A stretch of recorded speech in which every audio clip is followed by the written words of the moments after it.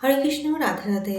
তোমাদের সকলের উপর বর্ষিত শ্রী শ্রী ঠাকুর এবং শ্রী মায়ের কৃপাদৃষ্টি।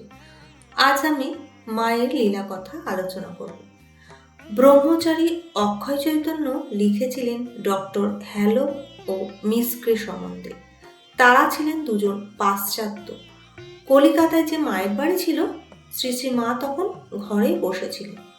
তার পাশে আমি ও আমার বন্ধু ডাক্তার কাঞ্জিলাল সম্মুখে যে পাশ্চাত্য ভক্ত ছিলেন, তারা ছিলেন একজন পুরুষ এবং একজন মহিলা।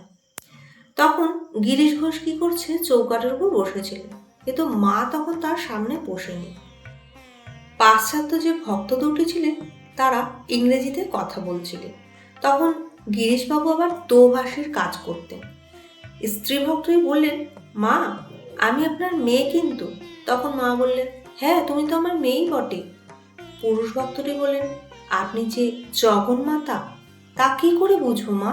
মা তার উত্তরে বলল, এখানে যখন এসেছো তখন বুঝতেই পারবে। মার যে এতই জ্ঞান ছিল যে অন্য ভাষাভাষীর লোকরা কি বলছেন মাকে তা অনুবাদ করতে হতো না। মা অনায়াসে তা বুঝে নিত এবং নিজের বক্তব্য বাংলা ভাষাতেই তাদের বুঝিয়ে দিত। এইসব পাশ্চাত্য ভক্তরা আসবে জেনেই দূরদৃষ্টি সম্পন্ন শ্রী শ্রী মা তার সেবকদের ইংরেজি শিখতে বলছিল। দেখো, ও দেশ থেকে অনেক বড় সাহেব শুভ ভক্ত আসবে, তোমরা কৃষ্ণপ্রসন্নের কাছে ইংরেজি লেখাপড়াটা শিখে নাও, মা সবাইকে বলতেন। স্বামী গম্ভীরানন্দ লিখেছিলেন, শ্রী শ্রী মা সেবকদের ইংরেজি শিক্ষা দেবার জন্য প্রথমে স্বামী ধর্মানন্দ ও পরে ঢাকার কৃষ্ণভূষণ বাবুকে নিযুক্ত করেছিলেন।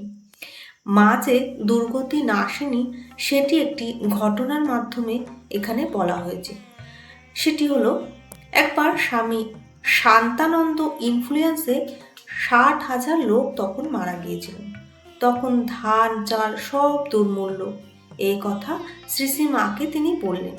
হ্যাঁ বাবা, তাহলে এখন কি হবে? লোকে যে খেতে পাচ্ছে না, আবার যার ঘরে ছেলেপুলে আছে তারাও যে কষ্ট পাচ্ছে। এ তো কষ্ট এত আরম্ভ হয়েছে যে বর্ষা না হলে ধান চাল এগুলো তো হওয়া ভীষণ কষ্ট। এরপর শ্রী শ্রী মা রামকৃষ্ণ মিশনের পক্ষ থেকে স্বামী শারদানন্দকে রিলিফের কাজ করতে আরম্ভ করতে বললেন। সে সম্পর্কে জিজ্ঞাসা করে জেনে নেন কোথায় কোথায় রিলিফের কাজ হচ্ছে, কতটা চাল দেওয়া হবে এবং কতটা বেশি চাল পাবে, সেই সম্বন্ধে মা খোঁজ নিতে লাগলেন। তাই মা যখনই যার কষ্ট দেখত, তখনই মা ঝাঁপিয়ে পড়ত সবার দুঃখ কষ্টে। তাই মাকে দুর্গতি নাশিনীও এখানে তার ভক্তরা বলেছেন।